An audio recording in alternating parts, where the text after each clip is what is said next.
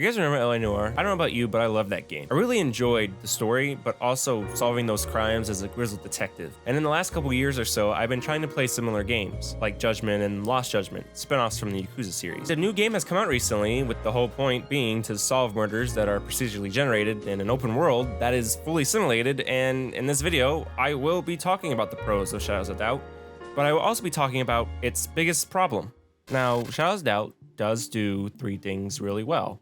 First being its world and its theme. Now, it's not a surprise, I've talked a lot about cyberpunk genre and my love for it. I think it's amazing, and Shadow of Doubt does a great job of catching the vibe of living in a depressing cyberpunk world. The neon and the rain, the general attitude that the NPCs give off, which means to my next point. The NPCs are done amazingly. The main point I want to make about them is that they feel alive. They have schedules, they go to work, they brush their teeth, they use the bathroom, they have hobbies, etc. You get the point. During your investigation, you'll have to track down these NPCs using your detective skills by either asking the people around them or asking genuine people in the streets, which leads to them having relationships and them talking to one another and them spying one another from afar.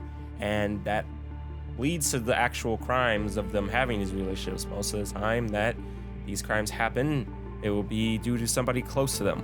So in actuality, crimes are actually divided into a couple of different types of cases. The first case obviously is you have your murder cases, which of course someone has been murdered, maybe multiple people, as you are continuing trying to solve one case.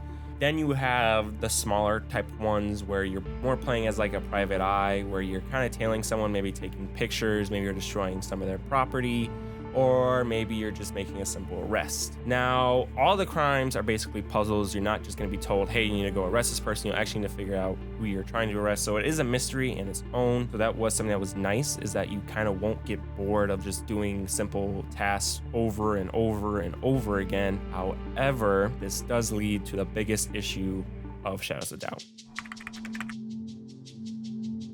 So the biggest issue of Shadows of Doubt is that I talked about how LA Noire had an amazing story. Judgment had an amazing story. Games in this genre where you're usually playing a cop, solving a murder mystery, have a story.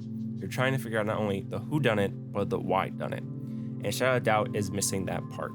There is no rhyme nor reason to these murders at all. A lot of times, an NPC just kills an NPC because the game determined that they would. And so now you're at a crime scene just trying to put the pieces together to figure it out. Now, don't get me wrong, solving the murders are really cool. You can use a lot of different methods to solve it. Fingerprint, CT, everything that you could think of. It's an amazing puzzle. I have a lot of fun doing it. However, after a while, you're just going, yeah, I'm solving a puzzle. That's it. There's no great scheme to it. There's no, lover quarrel. There's no office drama. You're just going, that person did it. I don't know why they did it, don't really care, and at the end of the day, that does kind of make it a little bit boring, because it does feel like you're just doing the same case over and over and over again. Someone's been murdered, you show up, you do what you do, you find out who it is, you fill out the paperwork, and that's it. You don't even have to arrest them either. That is an optional thing that just gives you a little bit of extra money. That is the biggest flaw. There is no story at all. And then at the end of the game, what you get for reaching retirement is just a zoom out of the city. So you don't even get that satisfaction of, I have solved a bunch of cases, I've solved a bunch of puzzles, I've done an amazing job, I've made it to retirement. What's my reward? Nothing. Now, the game is in development, so the complaints that I'm having right now could easily change as the game develops, as the tutorial case does have a story, so I could see as development continues that they are making more story-based cases and stuff like that, but I think they're gonna keep going in the direction of they're procedurally generated, so I don't think there is gonna be a lot of story that they can kind of fit in with that. But what are your guys' thoughts on the game? Have you played it? Have you not? Are you gonna pick it up after watching this video? Let me know down in the comments below. But that is gonna be it for this video, guys. I hope you guys did enjoy. If you did, make sure to hit that like button. If you're new around here, hit that subscribe button as well. Hit the bell to be notified when new videos come out. And I will catch you guys in the next one.